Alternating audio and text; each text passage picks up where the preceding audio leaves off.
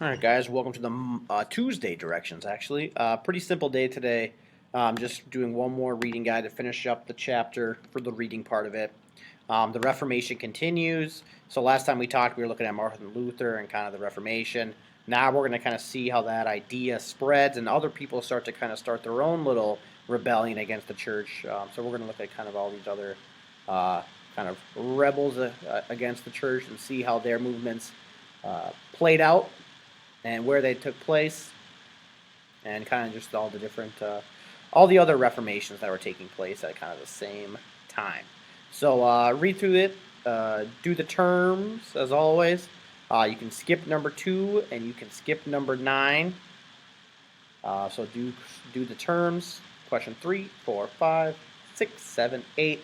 All the questions down here should be full sentences, spelling and grammar counts. And for some of these, there should be multiple sentences. So if you don't want the full points, don't do that.